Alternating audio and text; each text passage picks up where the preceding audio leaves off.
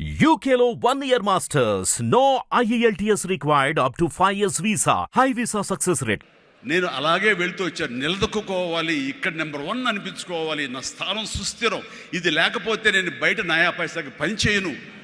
Prime time నా లైఫ్లో అయిపోయింది కాబట్టి ఇక్కడ ఏమైనా సరే అని ఆ రకంగా వెళ్ళాడు. ఎక్కడ ఈగోకు వెళ్లకుండా, ఎక్కడ హర్ట్ అవ్వకుండా, వాళ్ళు నన్ను సినిమాలను తీసేసరే, నన్ను కాదన్నారే అనే కోపం కంటే కూడాను వాళ్ళని ప్రసన్నం చేసుకోవాలి. వాళ్ళు మళ్ళీ అతన్ని మనం బాధ పెట్టుంటామేమో కదా అని వాళ్ళ మనసుల్లో వాళ్ళు అంటే వాళ్ళు గిల్ట్ ఫీల్ అయ్యేలాగా చేసి నెక్స్ట్ ఏమైనా సినిమా చేయాలయా అని అనిపించేలాగా నా బిహేవియర్ ఉండేది. ఆ బిహేవియర్ తోటి వాళ్ళ ఆఫీస్కి వెళ్ళి కూర్చునేవాడిని. అంటే అక్కడ నాకు ఒక పౌరుషం లేదని కాదు, పరిస్థితి నాకు అనుకూలంగా మలుచుకోవటంలో నేను అది ఆ రకంగా కొంచెం తగ్గి వెళ్తాను. నేను తగ్గడం మూలంగా ఆ తర్వాత వచ్చే కరెంటు వేవ్స్ దాని మీద ఎక్కితే అదే తీసుకెళ్తాను పైకి. అది నమ్మిన వాడిని నేను. అలాంటి దర్శకులతోటి, ఆ దర్శకులతోటి నేను హైయెస్ట్ సినిమాలు చేశాను అన్నది ఈ రోజున వాస్తవం. అలాగే ఇక్కడ సినిమా ఇండస్ట్రీలో నీ టాలెంట్ అనేది ఇనిషియల్ స్టేజ్లో secondary. How you behave, how you cooperate with the producers.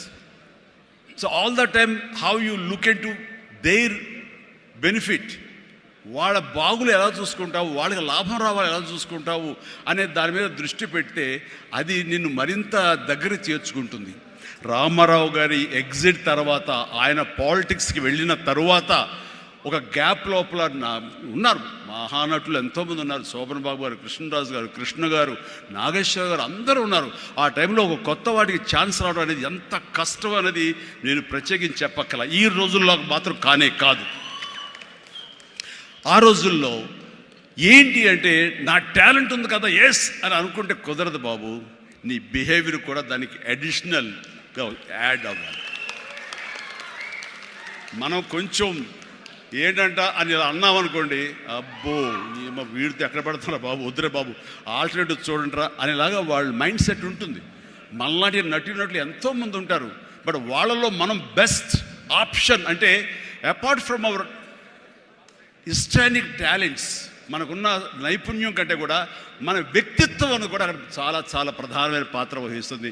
అలాంటి వ్యక్తిత్వాన్ని నమ్ముకుని వాళ్ళ ఆఫీసులకు వెళ్ళి కూర్చుని వాళ్ళతో సత్సంబంధాలు ఏర్పరచుకుని మీలో ఒకడిని అంటూ వాళ్ళకి ఆ నమ్మకం కలిగించి పెట్టి అలా ముందుకు వెళ్తుండేవాడిని.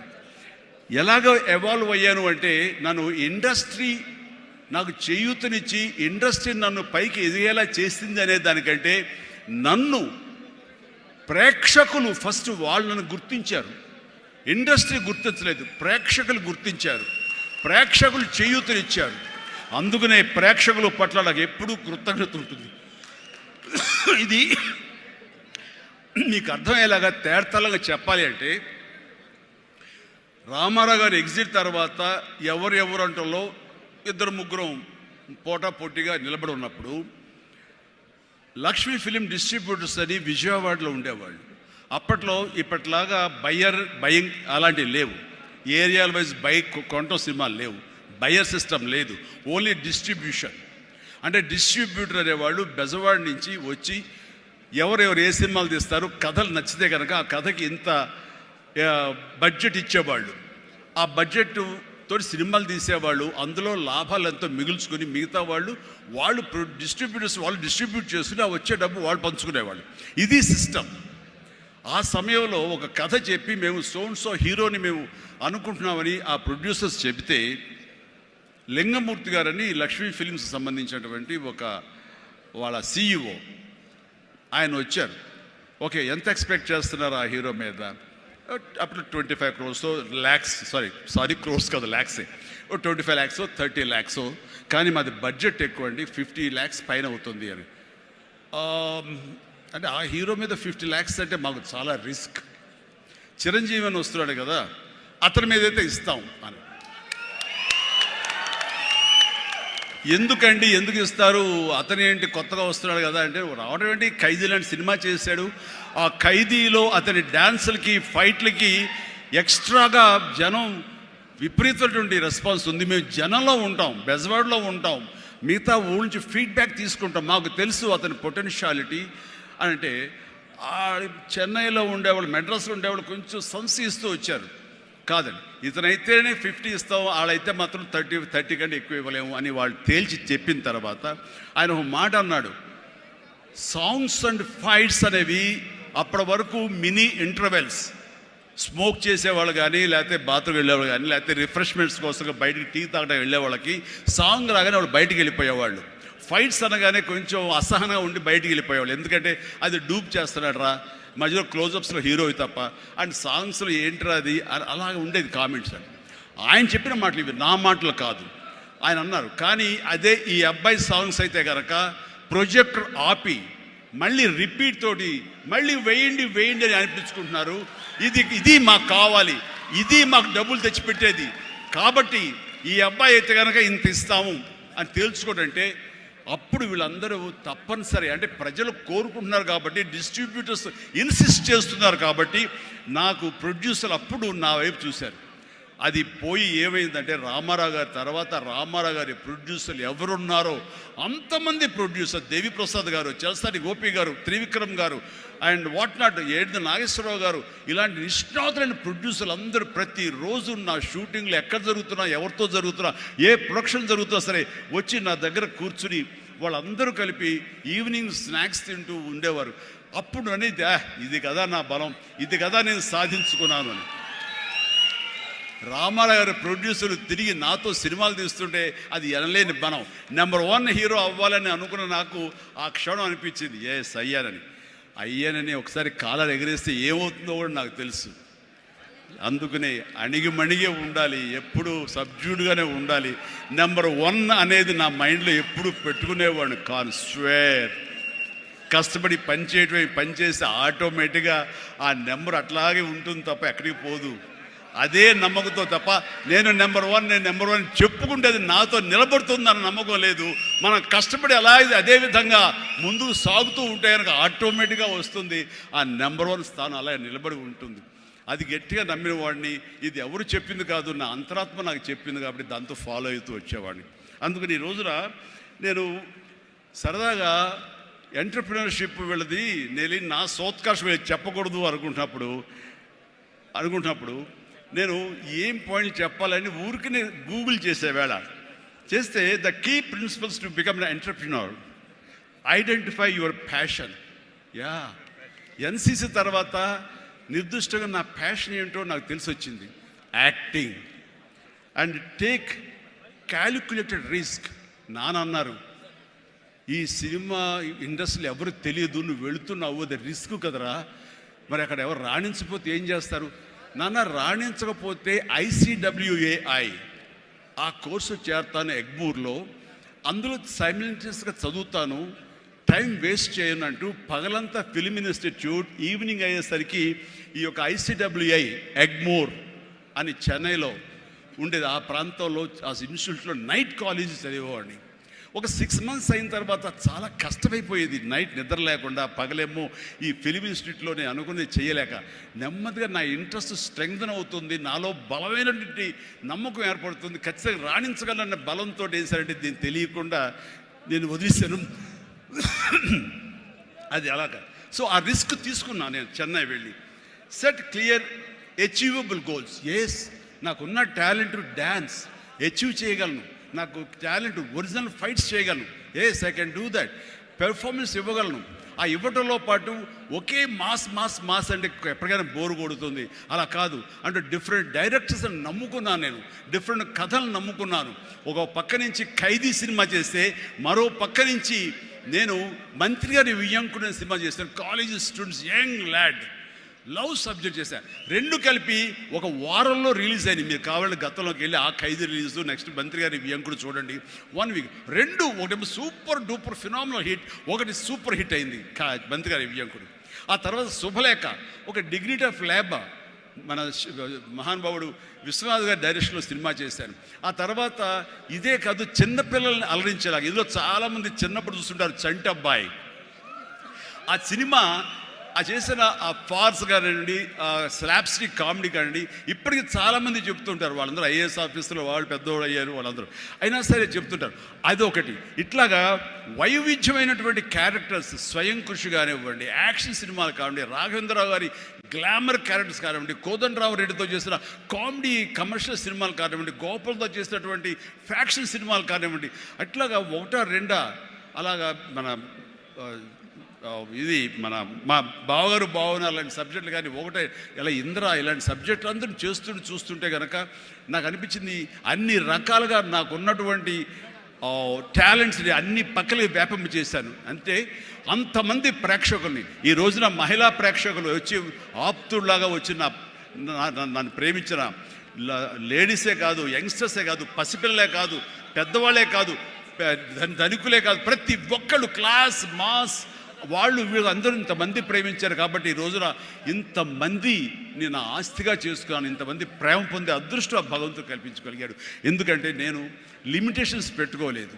ఆ రకంగా అది నాకు ఎంతో హెల్ప్ అయింది.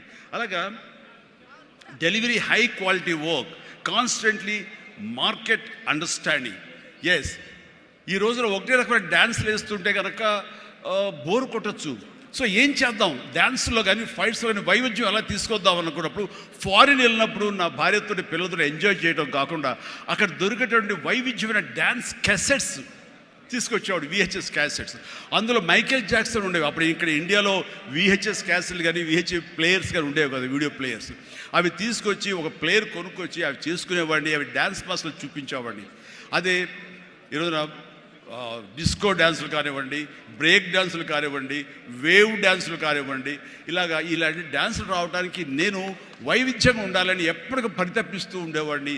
వాళ్ళ మొనాటినిగా ఫీల్ అయ్యేలా చేసేవాడిని కాదు. అది ఫైట్స్లో కూడా అదే విధంగా ఉండేది. And then critically important is understanding your target audience and customers. So మారుతున్నటువంటి కాలానికి కానీ అనుకూలంగా ఆడియన్స్ టేస్ట్ మారుతుంటే మనం కూడా మన సినిమా కథాంశాలు మార్చుకోవాలంటూ ఆయా కథకులతో కూర్చుని ఇంటరాక్ట్ అవుతూ వాళ్ళని మార్చుకుంటూ అప్లోడ్ మార్చుకుంటూ జగదగ వీడు అతిలోక సుందరి, అన్నయ్య అనే సినిమా, సెంటిమెంట్ సినిమా, హిట్లర్ అనే సినిమా, మాస్టర్ అనే సినిమా, రెస్పాన్సిబిలిటీ సినిమాలు, మెసేజ్ ఓరియంటెడ్ సినిమాలు ఇస్తూ ఆ రకంగా మోసపోసే సినిమాల నుంచి నేను బయటికి రావడం జరిగింది. And know that your product won't appeal to everyone and conduct market research and continuously learning. ఇప్పుడు సినిమా చిరంజీవి సినిమా అంటే అందరూ లైక్ చేసేది అందరిని అనుకోకూడదు. కొంతమంది డిస్లైక్ చేసేవాళ్ళు ఉంటారు. కానీ డిస్లైక్ చేసేవాళ్ళని కూడా మనం ఇంప్రెస్ చేయాలి అంటే కనుక మనం ఏ విధంగా మన యాక్టింగ్లో మార్పులు చేర్పులు చేసుకోవాలి అనుకుంటాడు. ఇక్కడ ఉన్నటువంటి కొంతమంది ఇండస్ట్రీలో, సార్ మీ సినిమాల్ని దొంగతనంగా చూసేవాళ్ళం సార్.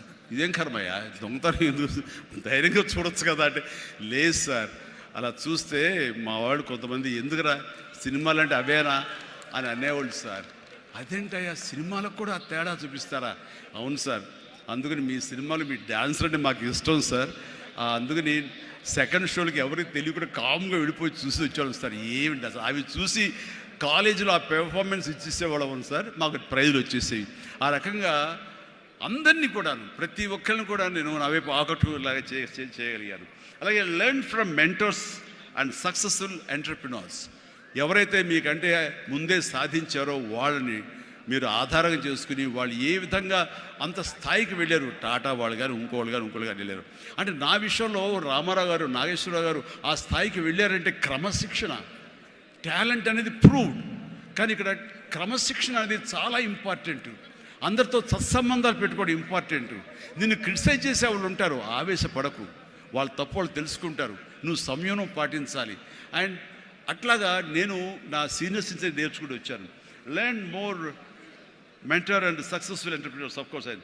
అలాగే నెట్వర్క్ అనేది చాలా ఇదిగా ఉండాలి మీకు, అంటే డిస్ట్రిబ్యూషన్ సైడ్ కానీ ఇంకోటి కానీ మీ ప్రోడక్ట్ మార్కెటింగ్ చేసుకోవట్లేదు. అలాగా నా విషయంలో నాకు అండగా నిలబడింది, నన్ను ప్రజల్లోకి నిరంతరం తీసుకెళ్ళేది ఎవరంటే నా అభిమానులు. మీ ఎంటర్ప్రినర్స్కి ఎలాగైతే కనుక నెట్వర్క్ ఉంటుందో, అబ్జర్వ్ చేసుకుంటారో, డిస్ట్రిబ్యూషన్ ఉంటుందో, మార్కెటింగ్ స్ట్రాటజీస్ ఉంటాయో, అలాగా నా అభిమానులు ఎప్పటికప్పుడు నాకు అండదండలు అందిస్తూ కొండంత అండగా నిలబడ్డారు. వాళ్ళు నా కోసం ప్రాణం ఇచ్చే లెవెల్కి వాళ్ళు ఉన్నారు. నేను అన్నాను, మీరు నాకు ప్రాణం ఇవ్వక్కర్లేదు, మీ యొక్క సహాయ సహకారాలతో రక్తం ఇచ్చి ప్రాణాలు నిలబెట్టండి అన్నాను. ఆ మాట పుణిగి పుచ్చుకుని 25 సంవత్సరాలుగా ఈరోజు కూడా వాళ్ళు రక్తదానం చేస్తూనే ఉన్నారు. వాళ్ళందరికీ నిజంగా జీవితాంతం నేను రుణపడి ఉంటాను. అందులో భాగంగా ఎక్కడో ఉన్నట్టు నా మాట, ఇక్కడ మాట్లాడిన నా మాట అమెరికా దాకా వినపడింది. కాబట్టి ఎన్నోసార్లు నా పేరు మీద బ్లడ్ బ్యాంకులు నిర్వహించారు, రక్తదానాల శిబిరాలు నిర్వహించారు. ఈ రవి కానివ్వండి, మధు కానివ్వండి, ఇలాంటి వాళ్ళందరూ కూడాను ఇవి చేశారు. ఈ రోజున అన్ఫార్చునేట్లీ రవి వర్రే ఒక బ్రెయిన్ స్ట్రోక్ వచ్చేది ఆగిపోయినప్పుడు, ఆ విషయం తెలిసినప్పుడు అతనికి వీడియో పెట్టాను నేను. రవి డోంట్ వర్రీ, ఇవన్నీ స్మాల్ థింగ్సే, బట్ అన్ఫార్చునేట్, త్వరలో కోలుకుంటావని అతను నేను మెసేజ్ పెట్టినప్పుడు అతను పొందిన ఆనందం అంతా ఇంత కాదు, అది ఎంతో ఉత్సాహాన్ని ఇచ్చింది. ఈ రోజున కోలుకుంటున్నాడు. ఈ రోజున ఈ సభ రవి రావాలి, అన్ఫార్చునేట్ రాలేకపోయాడు. కానీ నెక్స్ట్ ఇదే సభ ఇక్కడ జరిగితే కనుక రవి వస్తాడు, నేను వస్తాను, మీతో ఉంటాను. మీ అందరి ఆశీస్సులతోటి రవి లాంటి ఎంతూజియాస్టిక్ గాయ్ కోలుకుంటున్నాడు. వాళ్ళు మధుతోటి, సాగర్ గారితో, మన ఇతర ఫ్రెండ్స్ తోటి, సుబ్బు చంద్రశేఖర్ గారితో, వీళ్ళందరితో కూడాను మళ్ళీ కలిసి ఈ యొక్క సభల్ని ఇంతకంటే మరింత అద్భుతంగా చేయాలి. అండ్ ఆ రకంగా నేను మీ ఎంటర్ప్రినర్షిప్, యంగ్స్టర్స్ ఎలాగ రావాలి ఏమిటి అనేది నా గురించి నేను చెప్పుకోవడంలో తెలియకుండానే మీకు అందరికీ చెప్పాను. అది మీకు అందరికీ అర్థమై ఉంటుందేమో అనిపిస్తుంది. కాబట్టి ఇది నాకు గొప్ప అవకాశం. ఈ తీరుగా, ఈ రీతిగా, ఇదే విధంగా మనం వెళ్ళగలిగితే కనుక ఎవ్వరికి అడ్డుండదు. ఇక్కడ ఒక్కొక్కరు ఒక్కొక్క గ్రేట్ ఎంటర్ప్రినర్స్ అవుతారు. ప్రతి ఒక్కళ్ళు మీ సలహాలు, సంప్రదింపులు, మీ సీనియర్స్ తోటి మీరు ఆయా సమయంలో ఇంటరాక్ట్ అవుతూ what to do, what not to do, how to go about it అనేది మీరు తెలుసుకుంటూ ఎప్పటికప్పుడు మీరు అప్డేట్ చేసుకుంటూ, రిస్క్ ఉంటుంది, బట్ మన జీవితాలు కొలాప్స్ అయ్యేలాగా మాత్రం రిస్క్ వద్దు. కానీ మీడియం రిస్క్ తీసుకుంటూ మీరు ముందుకు వెళ్ళకపోతే అభివృద్ధి ఉండదు. ఛాలెంజ్ సినిమా ఎంతమందికి ఇన్స్పిరేషన్ వచ్చింది అంటే, ఆ రోజుల్లో ఏమి చేయాలరా అని తొయ్యనంటే వాళ్ళకి ఆ సినిమా ఒక దిక్సూచిలా ఉండి, ఈవెన్ మనం కూడా అచీవ్ చేయగలం అనే నమ్మకం వచ్చింది. అలాగా సినిమాల ద్వారా ఇతోధికంగా నేను చాలామందికి మార్గదర్శకంగా నిలబడ్డాను, ఇన్స్పిరేషన్గా నిలబడ్డాను.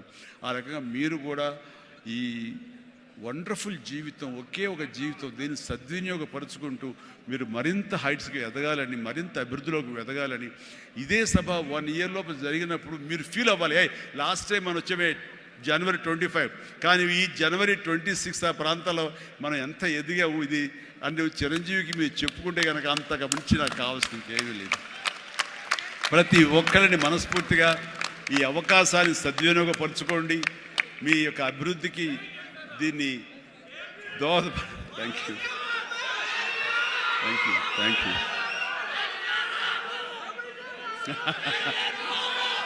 Yes.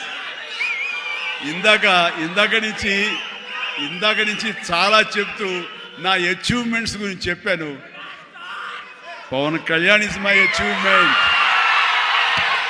Ram Charan is my achievement, నా ఫ్యామిలీలో ఉండే 2 బిడ్డలు అందరూ కూడా నా అచీవ్మెంట్. వీళ్ళందరూ చూస్తుంటే ఇది కదా నేను సాధించానని. మొన్న పవన్ కళ్యాణ్ ఇంటికి వచ్చినప్పుడు ఒక మాట అన్నాడు, అన్నయ్య నీకు ఒక మాట అన్నయ్యవాడికి గుర్తుందా అని. ఏమన్నానరా, మన ఇంట్లో ఇంతమంది మీరందరూ ఉన్నందుకు, నాకు ఈ అవకాశం భగవంతుడు ఇచ్చినందుకు ఇది నాతో ఆగిపోకూడదు. ఒక రాజ్ కపూర్ ఫ్యామిలీలో ఎంతమంది ఎలా ఉన్నారో ఆ రకంగా మరొక రాజ్ కపూర్ ఫ్యామిలీ మన మెగా ఫ్యామిలీ అవ్వాలి అని నువ్వు చెప్పావు. ఈ రోజున చూస్తుంటే, తలుచుకుంటే నీ మాట ప్రభావం నీ మాట మంత్రంగా ఈరోజు పనిచేసి మన ఫ్యామిలీలో ఇంతమంది 9 ఉన్నావు, 10 మంది దాకా ఉన్నావు అంటే కనుక నీ మాట పవర్. ఎందుకంటే నువ్వు చాలా నిష్కల్మషంగా అంటావు, అనేదో కన్విక్షన్తో అంటావు, అందులో ఎలాంటి పొల్యూషన్ ఉండదు కాబట్టి దానికి బలం ఎక్కువ అన్నయ్య. మంచి మనసుతో అంటావు, పాజిటివ్తో అంటావు అని కళ్యాణ్ బాబు అంటే అవును కదా అనుకున్నా. తెలియకుండా అదే ఒక పత్రిక కపూర్ ఫ్యామిలీ ఆఫ్ సౌత్ అంటూ మా గురించి ప్రస్తావించినప్పుడు భగవంతుడా, ఇది మా గొప్పతనం కాదు, నువ్వు ఈ ప్రజలు, నా అభిమానులు, ఈ ప్రేక్షకులు మమ్మల్ని ఆదరించారు కాబట్టి మేము ఈ స్థాయిలో ఉన్నాము అనుకున్నది ఆ రకంగా సాధించగలిగాము అనిపిస్తుంది. అండ్ గతంలో ఎప్పుడు నేను ఏ సభలోనూ ఇంత మనసిప్పి మాట్లాడుకోలేదు. అది మీతోటి నేను మనసిప్పి మాట్లాడుకునేంత ఆప్తుల మధ్య ఈ ఆప్తా సంస్థ సంబంధించి నా గుండెని టచ్ చేశారు. అందుకనే లోపల నుంచి లోపల నుంచి అది తన్నుకు వచ్చింది కాబట్టి మనస్ఫూర్తిగా నా కుటుంబ సభ్యులతోటి, నా వాళ్ళతోటి నేను మాట్లాడుతున్నట్టుగా అనిపిస్తుంది. అండ్ మీరు ఎప్పుడు హిట్ టీవీ యాప్ ని డౌన్లోడ్ చేసుకోండి. ఇందులో short news, live news, entertainment movies అన్ని అవైలబుల్ గా ఉన్నాయి. Please download Hit TV app. Hit TV app. Hit TV యాప్ని ఫ్రీగా డౌన్లోడ్ చేసుకోండి.